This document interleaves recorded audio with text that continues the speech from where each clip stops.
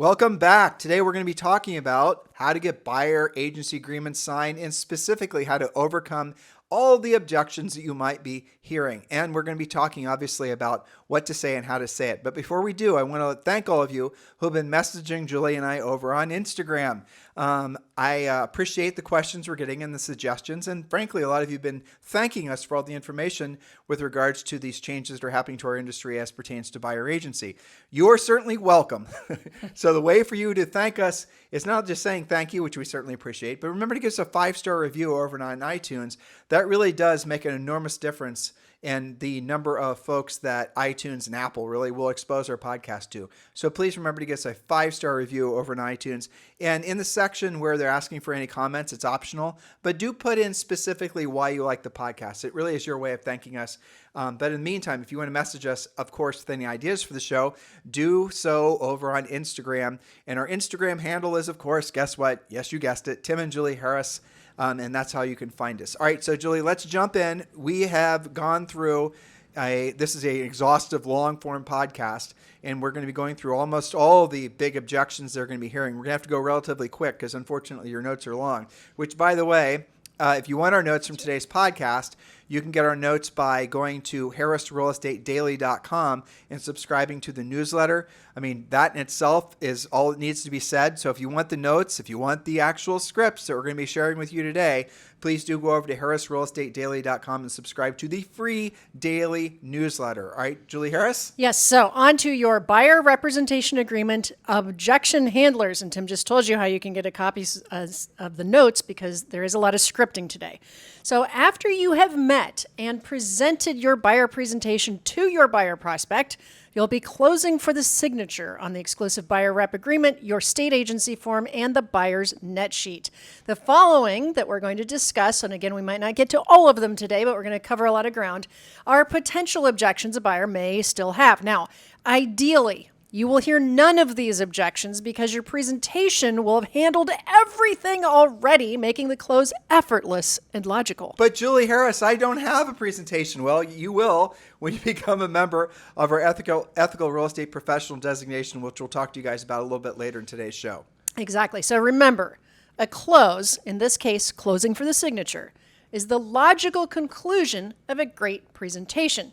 But just in case you hear any objections. But Julie, it's important that you emphasize why you're saying that, right? So logical end to a great presentation, which assumes that you had a great presentation. If you don't have a great presentation, that's when you're going to have to, frankly, you're going to lose that buyer prospect. And if they have a house to sell, you're losing that listing opportunity and all the future business that may have come from you helping those folks, right? So a logical end to a great presentation is them wanting to work with you. You have to have a great presentation. And then after that, what you'll discover is there's no manipulative, overly sales scripts that are going to be necessary to help them to understand the importance of signing an exclusive buyer agency contract with you. I'm going to say that again. There is no underhanded, tricky, salesy witchcraft and alchemy, right, approach to basically getting contracts signed. You aren't getting contracts signed if you didn't give them the motivation and the reason to sign the contract with you. So that's the thing. You got to be clear in your head. You're not going to get a listing contract signed. Maybe your mom will sign one without you having presented to her in a presentation, right?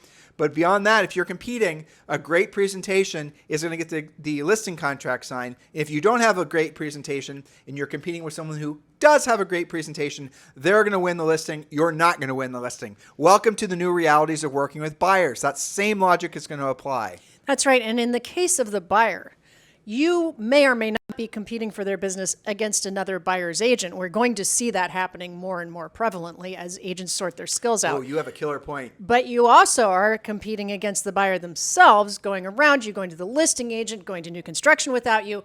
They're kind of, in a way, your competition.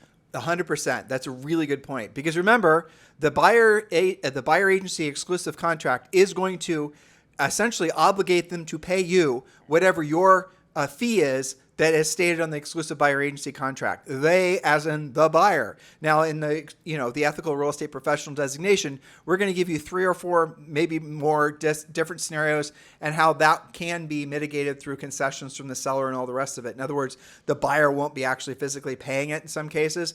But the moral of the story is, like never before, they're going to have to sign an exclusive contract stating that when you find me a home and I purchase it, me, Mr. Buyer, Mrs. Buyer, are going to be obligated to pay that buyer agent commission to you. You guys get it? So that's going to be what changes in the buyer agency world, because the commission is no longer, the buyer agent commission is no longer an entitlement from the seller to the buyer just because you sold the house.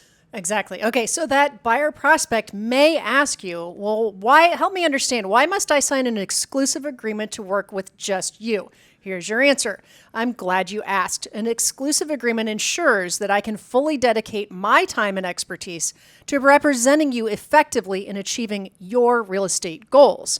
Like other professionals you use, such as your attorney, accountant, or even your dentist, a signed agreement allows us to establish clear expectations and commitments from both sides before we commence our partnership. This ensures you receive the highest level of service and dedication, as well as my exclusive guarantees through our collaboration. And additionally, it's important to note that I'm not compensated until we successfully close a deal, further aligning our interests and ensuring that my focus remains on achieving the best outcome for you. What other questions do you have before you're comfortable moving forward with our commitment to each other? Now, keep in mind. That was a long script, and you're going to be able to modify that script for your liking. But here's what Julie, I'm sorry for jumping on what you're about to say, because I realized you're about to point out the obvious, that when you use our ethical real estate professional buyer agency presentation, we've already overcome that objection in the presentation for you.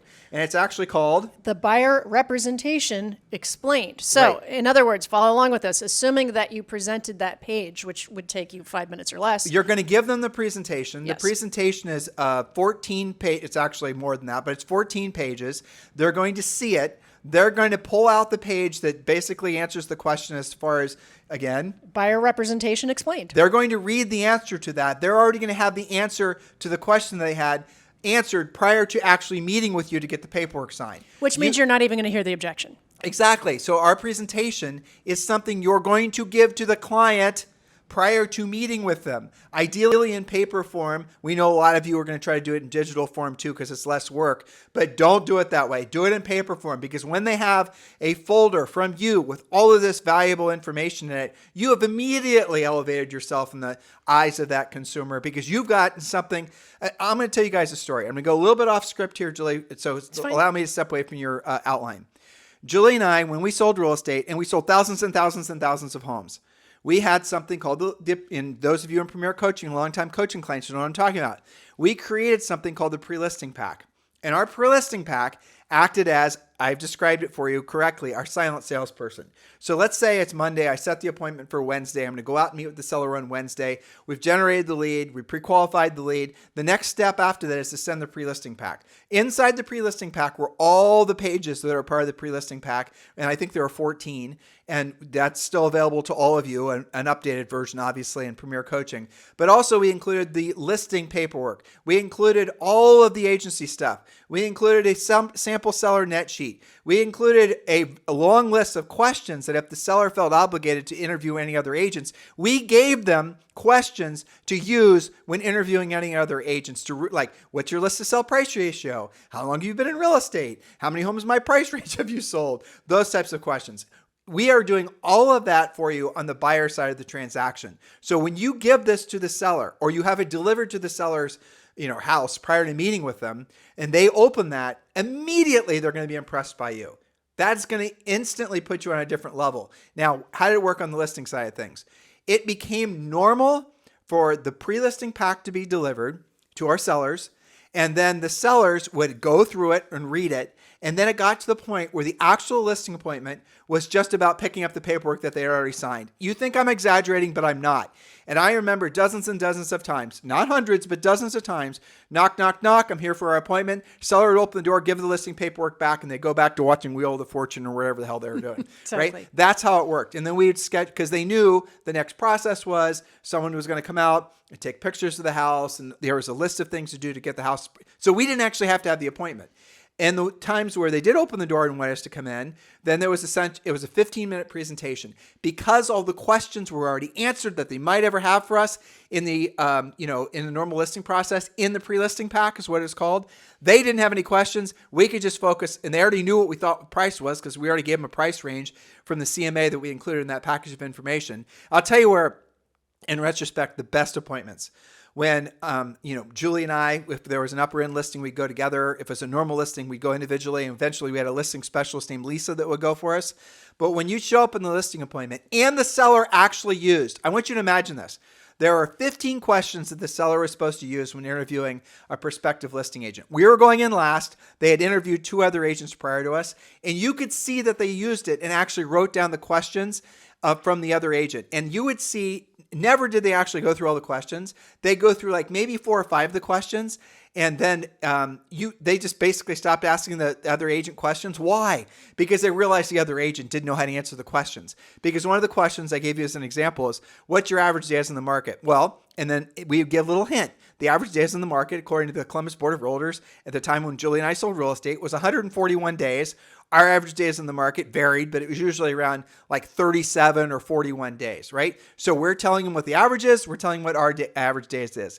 And then when interviewing another agent, if they'd asked the agent, what's your average or your average days in the market as an example, and the agent didn't know, and the seller knew that the agent was trying to, essentially BS them at the appointment because here's the decoder ring with the actual market statistics, immediately that prospective listing agent essentially unqualified themselves as being essentially the listing agent for them. You see how the silent salesperson did the work for me. That's the reason our listing appointments would last 10 to 15 minutes max, and then we were out. That's exactly right. And I remember distinctly what a relief it was when we discovered what you just described. So let me just translate this for some of our listeners. Some of them maybe aren't as experienced. Well, they're not coaching clients, so they don't know. Or coaching clients, right? Okay, so here's the thing. A lot of stress between agents and your prospects who you're hoping to turn into clients, right? A lot of that stress that and a lot of the reason why maybe you don't call your leads back as fast as you could, maybe you don't have as many leads as you should because you don't maybe prospect, is because you live in this fear of conflict, right? And the conflict comes when you're anticipating these objections. That's what we're talking about on today's podcast, objections. An objection is an unanswered question in the mind of the prospect. So when you use a pre-listing package, when you use the buyer package, ethical real estate professional, you're sending your silent salesperson out before you get there to handle the objections, i.e. unanswered questions in the mind of your prospect, before you get there. I remember what a beautiful discovery that was. That, hey, if I don't have to live in fear of, oh my God, I'm going to present and they're going to maybe half ignore me because they're hanging on to this question. They're going to throw an objection at me. And then I'm going to feel like I'm in conflict and I got to come up with something and maybe I don't know the answer. And then I'm going to feel unprofessional. I'm going to walk away. I might not have the signature. This solves all of this. And it's not just because we say so as podcasters and coaches. It's because we actually lived this. And I remember how much of a relief and how much more smoothly the appointments went.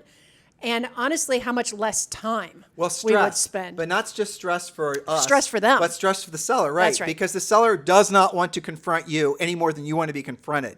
And the buyer does not want to confront you any more than you want to be confronted. In our opinion, not sending a very organized, very client-focused package of information prior to either a buyer or a listing appointment, now certainly a buyer appointment, basically disqualifies you as being a professional because you are not actually acting essentially in the best interest of that prospective buyer or seller.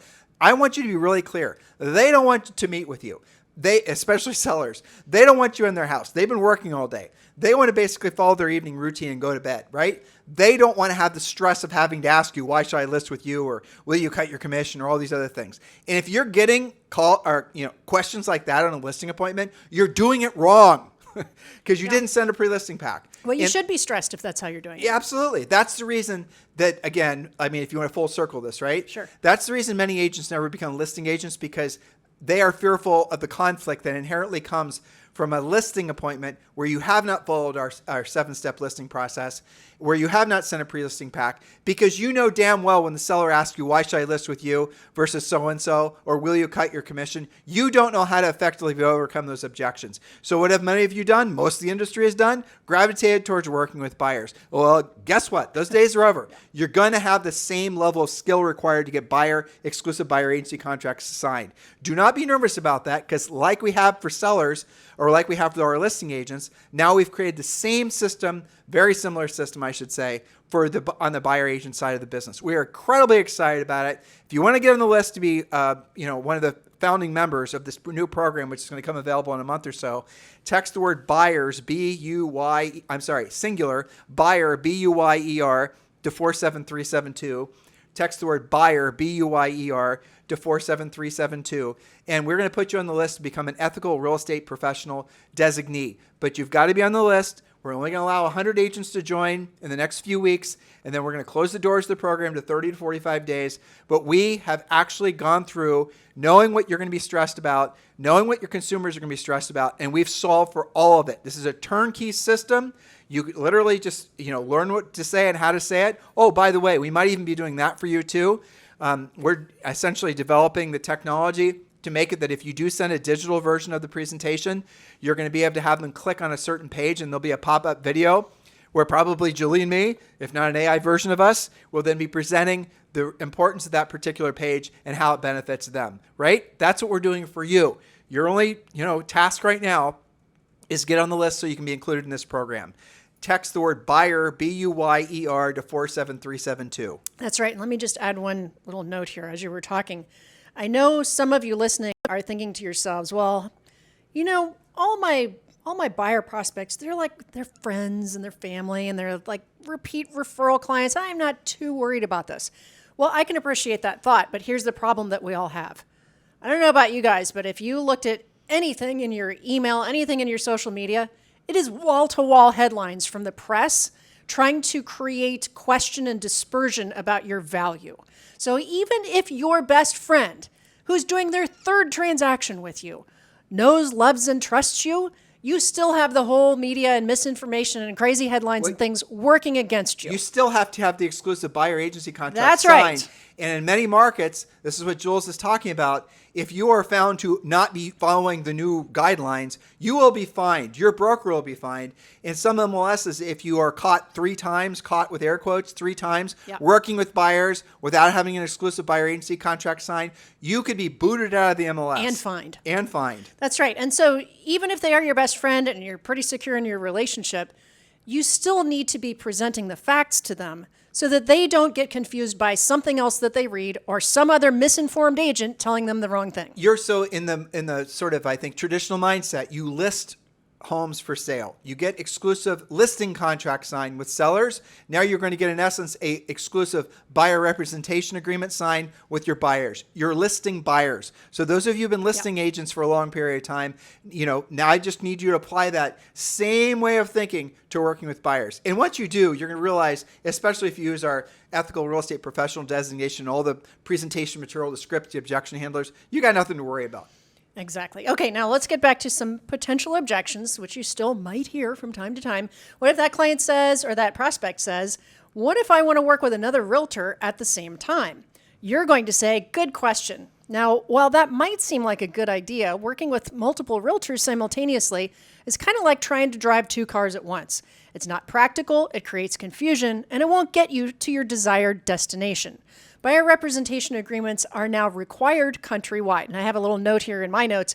Make sure you have a hard copy proving that. If you get somebody who's skeptical, it's nice to have in your briefcase or in your phone, right?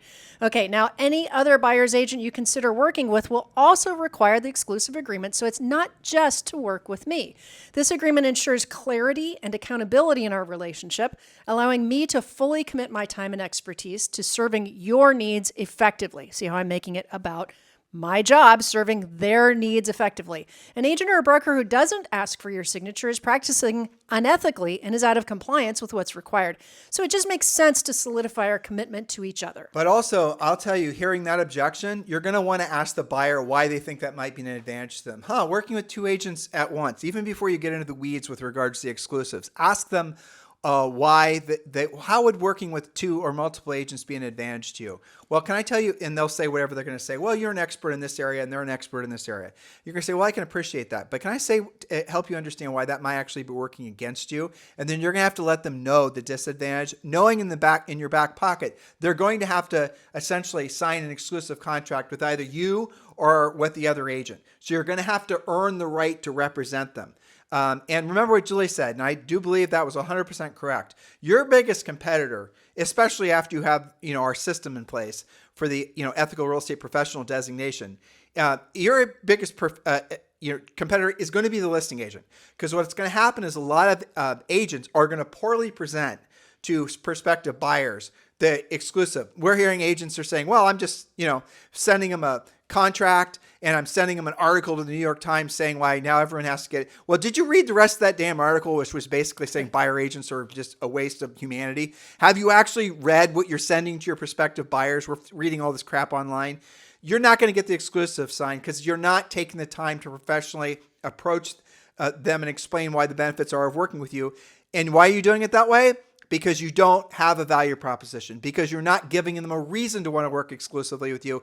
Just as if you were a listing agent, okay, I heard Bob wants to sell his house. I'm going to fax over the listing paperwork and hope for the best. That level of professionalism, if you think you can get away with it in this new world, is not going to fly. So just open your mind to all of this. And I know some of you are listening to what we're saying and you're feeling some stress. And I get it. Don't feel that for too long. Lock into the fact that because this is one of those greatest times of change in our industry, there will be an opportunity for you to essentially be an early adapter and to master the art and science of getting exclusive signed. Again, we've already done all the heavy lifting for you. Get on the list to be first a founding member of Ethical Real Estate Professional. Text the word buyer, BUYER, to 47372. But really, get ready for these types of objections because there's going to be a lot of confusion. A lot of it's going to come from the press, but unfortunately, more of it's going to come from your fellow agents. That's very true. I've even heard of some agents that their approach to this whole change is this. They're shooting over an email with a dot loop attached with the exclusive agency, and in the subject line says, this is now required. And those same agents are getting frustrated because, those buyer prospects are not just shooting them back their signatures. That's not a plan, guys. Okay, so back to our objections. Maybe the buyer prospect says, well, what if the seller doesn't pay any commission or if it doesn't pay your commission? Am I obliged to pay it? Here's what you can say. As a real estate professional, and Tim, prequel, I'm going to tie it into this, so just give me a second here. Okay, so as a real estate professional, I have a specific fee structure in place. If you're interested in viewing a home where the compensation offered is lower than my fee, I can inform you of that beforehand. I can explain your options and ask how you'd like to proceed. But first, if you decide to make an offer, I'll work diligently to negotiate with the seller to cover my fee entirely as a seller's concession. And this, by the way, is not an unusual request. If the seller refuses to negotiate, I'll consult with you on the next steps. If you still want to purchase the home, you'll be responsible for paying me. But if the seller's compensation falls short of my fee and you still wish to proceed with the purchase, you'll pay me the difference, but it's likely that it can be financed along with the loan. Okay, so let's stop there because that was a lot. So we're teaching you on this podcast and as a coaching client, but certainly as an ethical real estate professional designee, all the different ways that you can go about getting your buyer agent's commission covered. Julie's about to talk about that. But I want to share with you, Julie, this is something I didn't talk with you about prior to the podcast. We are having coaching clients who are subscribers to 1-800-HOME-HOTLINE.com. Write that down. 1 as in the number, 800-HOME-HOTLINE.com. And these are listing agents. And what they're doing is they're getting a lot of calls from a lot of buyer agents who are asking if the sellers are willing to pay their buyer agent commission as a concession of the real estate transaction. And how much of it? Right. And so they're getting too many calls. They're going to be overwhelmed. Listing agents, the firestorm is coming your way. Well, buyer's agents not knowing what to ask or how to ask or the rest of it, right? So what the smart agents are doing is they're subscribing to 1-800-HOME-HOTLINE.com, and each of their listings gets a specific designation. So I'm going to give you an example. Extension. Yes, sorry. An extension. So each listing that you have, let's say you have 10 listings. The phone number is always the same. Let's say it's 1-800-555-1212. In the first listing, 123 Elm Street, you're going to label that one 001. And then the second listing is going to be 002. Don't overthink what I'm saying. It's this simple. And so when somebody calls asking all the normal information about the house, you're going to be able to let them know. assuming that you're using this primarily for, not for lead generation, but for informing prospective buyer agents about essentially concessions, on the 800 home hotline, you're going to then be able to leave a recording about what concessions, including commission, the seller's open to considering, provided all the other numbers make sense. So all that information you can leave on 800homehotline.com, and then on your MLS or wherever else, on your voicemail on your phone. That's where I would do it, frankly. I would too. I would not put it on the MLS, but on your voicemail on your phone, or even as an email response, wherever they might want to try to find you, you tell them to call that number. And you even give them, for example, you could give them a list in your email of some way of communicating with them, letting them know, obviously, what the 800 home hotline, your own unique 800 home hotline phone number is, with your extension that you have assigned to that particular listing. That will save you from having to take a lot of those phone calls and creating a lot of frustration, because what's going to happen is sellers are going to start shopping you, listing agent. Your sellers are going to start calling to find out how you're communicating with prospective buyers agents, because the market in many markets is slowing down. The buyers are going to the sellers are going to start self-discovering whether or not you're actually being diligent with lead follow-up. You need to put systems in place like this in anticipation that it's going to become more aggressive, not just for buyers, but for sellers. If I went over the head of all of you, I apologize. But for those of you who understood what I just said, you need to go to 1-800-HOMEHOTLINE.com. You need to subscribe to that 800 number. And then for every listing you take going forward, that's where you can kind of put all the, agent-to-agent type comments that used to go to the MLS. That's right. And I know that mostly resonated with our powerful listing agents who are listening, who are already sick to death of getting those incoming calls. What are you paying? Are you paying compensation? How much is it? Is it a concession or isn't it? How would you like me to do it? Where do I put it in the contract? Okay, you can take care of all of that with what Tim just explained to you.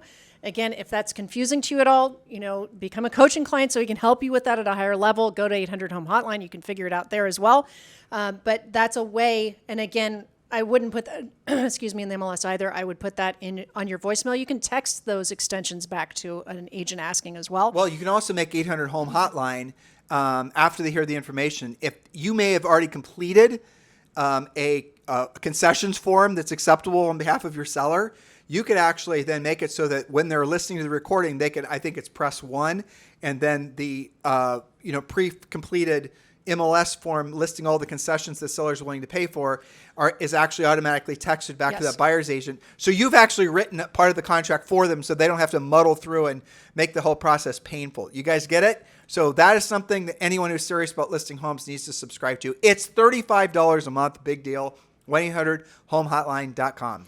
By the way, that's just one more way that powerful listing agents are going to pull away from the rest of the crowd, because they will establish themselves as, for example, somebody who always, bakes in a buyer side commission on their listings or something to that degree, where they get that reputation. Hey, you know what? If I got 5 houses, I know you're good to work with. I just call your 800 number. I get the facts. I know how to write the contract. I'm ready to rumble. So we're getting a little advanced here. All right. So next objection. What if the client, okay, so let me go back to we were talking about compensation is what got us on this.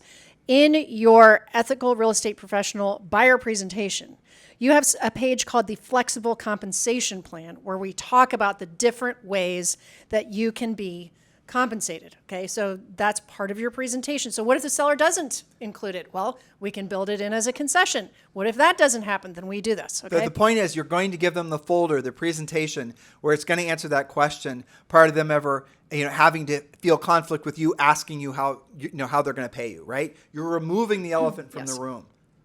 That's right. Okay, so here's an objection. What if they then say, I really just don't feel comfortable signing an agreement like this? Okay, so you can say, I understand and I appreciate your honesty. But when somebody feels hesitant about signing, it often means that there's unanswered questions, otherwise known as objections, or concerns still lingering. Have I missed addressing something important to you, or is there anything specific that you'd like more clarity on? This is you literally asking for additional objections. And here's what you're going to hear. You're going to hear that maybe you didn't do a great job, or maybe they didn't fully understand one of the pages from your ethical real estate professional designation presentation folder. It could be you're going to have to review something, or it could be, frankly, they're just already working with 5 other agents and they didn't want to tell you, or they're already talking with a new construction builder up and they didn't want to tell you, or a listing agent and they didn't want to tell you, or they're just not that serious. So when you pre-qualify them, which we're going to teach you how to do, we're going to give you the script, you are going to proactively root out the level of motivation that they have to purchasing a home, financially, emotionally, and otherwise, and also how actually serious they are on transacting. That might mean you end up with fewer leads. Good. You don't want 1,000 leads. You want 10 good ones, 15 good ones. That's what we're going to teach you how to do. Okay, so I want to go over this one. You want to do? Okay. Yeah, I want to do this one. There's variations of this, so That's make okay. sure we cover that. So, okay, now let's go ahead and do it. Okay, All so right. the objection is, I'm just unable or don't want to commit to covering your fee. And this can have a little variation, which is, I totally appreciate what you're doing, Tim. I see the value, but I'm just not comfortable making that financial commitment. Well, again, this is done for you in the presentation. The other thing they might be thinking, don't want to ask you, is what if I sign this exclusive contract with you and now I'm obligated to work only with you? If I purchase real estate, I'm going to be obligated to pay you the commission. But what if I discover after I've committed to you that I just don't like you or don't want to work with you anymore? Mr. Seller, again, that's going to be something they're thinking.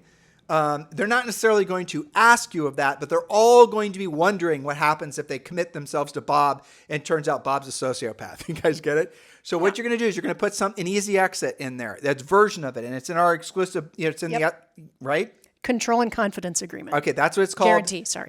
That's what it's called, the control and confidence guarantee, which means, Mr. Buyer, listen, I appreciate you asking, but we're doing this for you, dear listener. You don't have to worry about this. That's the reason I offer you my control and confidence guarantee. It's all in the presentation. If for any reason you're not 100% satisfied with the services I'm providing, you can fire me with no strings attached. Now, there's going to be carve-outs, and your guys are going to have to decide what those are. For example, if they decide to purchase any of the properties that you expose them to, they're going to still be obligated to pay a commission, things like that. And there might be like a 2-week cooling off period. We're going to present all this to you in the Ethical Real Estate Professional Designation Program.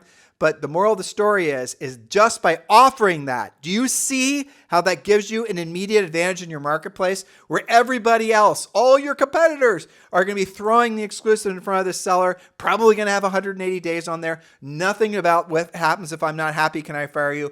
And you're going to be able to present to them the fact that they're always in control and they can always be confident that you're always going to deliver. That in itself gives you an unfair advantage in your marketplace. Exactly. You can see how much work we have on this, guys, right? All right, so that you didn't have to. All right, here's an objection. What if I just want to work with the listing agent? Let's take that elephant out of the room, okay? Now, that assumes that your state and broker allow dual agency or a version of dual agency or a transactional agency, but let's just call it, what if I want to work with the listing agent? Okay, before you get into your script, in Canada, we have a great the number one, John Walkinshaw. And he is in Ontario, Canada. And he's the number one EXP Realty individual agent in that particular marketplace. Yep. So he was explaining to us, I had him on the podcast a couple weeks ago, that in his market, when you sign an exclusive listing contract with him as your listing agent, there actually is something already in the MLS listing paperwork that specifically says that if a buyer shows up that wants to purchase the house with no buyer agent, the commission isn't, I'm just making up numbers, it isn't 3% now, it's going to be 5%. Why? Because I'm now having to do the job of 2 different agents. And have the liability of it. That's exactly right. The liability, the time, the effort, and I'm essentially having to spend, twice doing the job of, like I said, 2 different agents. So we do believe that that's what's going to happen in the United States in many cases. You're going to see listing agents saying that, essentially if let's say a buyer does go to me directly, the commission is now this. That is going to discourage the sellers in many cases from essentially not being willing to offer a concession towards the buyer's agent because they're not saving themselves any money in many cases. Again, we don't believe that sellers are going to care about paying buyer agent commissions as long as the numbers from the net sheet that you give them make sense. They won't care. You guys are doing net sheets, right? That's right. I mean, like on our listing presentation, you give them we're doing the same thing for you guys on the buyer side. You're going to give you give the seller a net sheet. And on the net sheet, it's going to give them 3 different options as far as what the house should sell for. Below market, market, and above market. You're going to give them 3 different options. And you're going to write down all the little silly numbers. Some of you do net sheets and you're only putting down 6 different things. Nope. I want them to know what the title insurance costs. I want them to know what the freaking every damn fee costs. I want them to see it all disclosed. The transparency, that's what you're doing. And then you're going to have on there essentially the bottom line. So if it sells for less than market, which it won't, Mr. Seller, I mean, it's a great property, and you're going to paint this wall, and you're going to do some landscaping. So at least it's going to sell in the middle at market price, but might even sell a little bit above. So in all three of these scenarios, this is the net, and then you circle the net. This is how much you'll make given these three different scenarios. And based on what you told me, because I pre-qualified you, how much money you're going to need to purchase your next home, this will easily cover your expense for purchasing your new home or moving or whatever it is, right? That only happens, those conversations only can happen if you've done the net sheet, if you followed our system. The exact same thing applies to the buyer side now, because everyone has to have exclusive buyer contracts signed. And then when I'm going to flip back to the listing side. Hopefully you guys are keeping up. So on the listing side, in that scenario, you're going to say what the commission is. You're going to write down what you're not just going to put down what your normal rate is. Let's just say, 3%. What you're going to do is you're going to write down 1% for marketing, 1% for negotiating. You're going to show them where you're spending your time and what it's worth, right? And then, they're going to see what their net is. And if they're not going to ask you to cut your commission in that scenario, because they've already agreed that the net from all these different three scenarios is going to be enough for them to accomplish whatever their next goal is. And hopefully that's the case. Same thing is going to work on the buyer side, with the exception of the fact that we're going to show you how to, in many cases, we do believe the sellers are still going to be willing to pay it as a concession. Like, would the seller care about paying a buyer agent commission as a concession if their net was what they needed for it to be in order, for them to accomplish their next move up or move down goal? Of course not. They're not going to care. Does it matter what the buyer agent commission is, as long as the seller nets from the transaction what they need to net? And if, for example, let's say you guys, a lot of people say buyer agent commissions are going to be driven down. Well, I don't think that's true unless the buyer agent is, frankly, not skilled. Because why? Let's say, for example, the purchase price is $500,000. And let's say the seller will not pay the buyer agent commission as a concession. Okay, well, the buyer can finance that as part of their purchase price, so put it on top. So if you're presenting the offer, it's no longer $500. Let's just say it's 3% buyer agent commission. It's now $315. I'm sorry. It's 300 and 315. Yeah, right. Right? Did I do that right? No, 309. Yes. Well, if it was 300,000, it'd be 309. Right. In other words, you put the 9 on the top, so the seller nets the same as if they had at a full list offer. They're not going to care whether they take your offer or an offer where the buyer agent was, representing that buyer for $250, doing some sort of discount deal, which everyone's living in fear of, because their net's the same. This is going to take some skill. Which, by the way, if you guys haven't had to do this kind of thing, but what we're talking about has been done for like 100 years. A billion years. A billion years in different ways. Cavemen were writing it on with their chisels. That's okay. So I know it might be weird to you, but it's not weird to the market. This was probably created by the ancient Sumerians. Probably was. Okay. So back to if I want to work with the listing agent. Well, one way to handle that is you saying, sometimes people think that's a good idea, but it's important to realize that I have extensive training and experience specific to representing buyers. Remember, you're an ethical real estate professional. You have a designation for this. Before answering the questions, and Julie's not reading this every time, but I'm going to read it to you. When they say something, you say, that's interesting. Help me understand why you think that would be an advantage to you. And then listen to what they say. Don't go right into overcoming an objection unless you pull out of them what they say. So if they say, for example, it's very similar to the last script we gave you. I want to work directly with the agent or listing agent. Working directly with the listing agent. Can you help me understand, Mr. Buyer, why that might be an advantage to you? Well, it's because if I go directly to the listing agent, I'm going to be able to, save a bunch of money, get the pool table or this or the other thing. They've told you what they think. So don't go in trying to answer questions. Like, those are the things you have to help them understand. Don't go giving an answer that has nothing to do with what they're really fearful of. Good point. You have to pull out of them what it is that they're thinking, isolate what they're thinking, and then help them to understand why in most cases it's not true. For example, they're not going to save any money going to the listing agent directly. They might get the pool table, but you can get the pool table for them as well, right? Maybe they have, it's a VA deal and they've got a bunch of closing costs and they think going to the listing agent, it's more likely they'll get the closing costs covered by the seller. You can do the same thing. So do not jump right into objection handling until you find out why they're thinking what they're thinking. What if I want to work directly with a listing agent? I really appreciate that. It's a great question, Bob. Can you help me to understand why you think going to the listing agent directly is an advantage to you? Conversational, right? It's not any different than when a seller comes in at a higher price and you say, that's interesting. How did you arrive at that price? it's conversational. It's not fire hosey. But I'll tell you what happens a lot of times when you follow our, frankly, our coaching is it's really, our coaching isn't about sales training. People call us sales trainers, but really not. We're teaching you guys how to be consultants. We're teaching you guys how to essentially be advisors. And we're helping you to understand that you don't have to be a fiery breathing dragon and overcome objections constantly if you've given them a presentation ahead of time that takes the objections out of their mind. And when they say something, they might say, for example, well, I think what if I want to go to the listing agent directly? That's interesting, Mr. Seller. Can you help me understand why going to the listing agent directly, why you think that might be an advantage to you? And then they're going to give you an answer that has nothing to do with what you think they're going to say. It has nothing to do with commission, nothing to do with the pool table, nothing whatsoever. You just, it's because I figured that I would just get the paperwork to the seller faster, something, right? So don't assume that you know how to read the seller's mind because you don't. Yeah, don't keep digging, right? Or the buyer's mind, rather, yeah. That's right. Now, we also have baked in a final powerful risk reversing close if there's any hesitation. And we used to do this every time, whether they had hesitation or not. And never did anybody actually use this. We've literally trained hundreds of thousands. I'm not going to say a million because that's an exaggeration.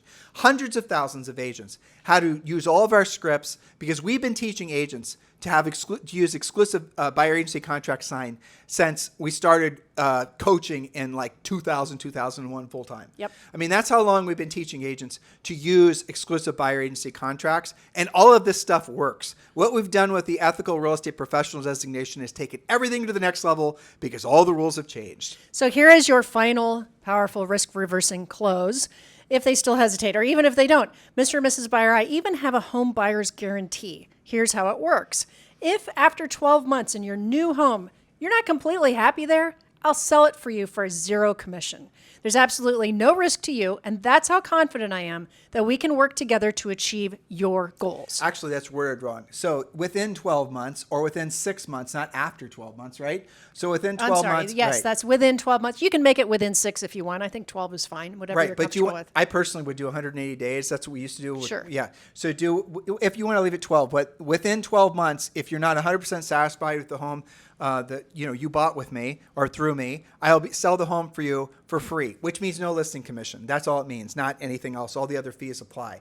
Yeah. And that's going to be, again, that's our huge risk reversal. Now, Julie and I offered this in the thousands of homes we sold. I don't know if you ever had a coaching client that had, I never have had either. Nope. I've never heard of any buyer essentially exercising this guarantee. We've never personally experienced it, but I want you to imagine you're now essentially having to ask the buyer to sign an exclusive buyer agency contract with you, and you're now using even 10% of what we just showed you. Aren't you excited and motivated because you know your competitors aren't going to be operating at that level? Of course you are. So that's what this new market allows for, are the agents that are willing to move to the next, like everyone's going to be operating like what Julie and I have been coaching you guys towards, how we want you to behave professionally.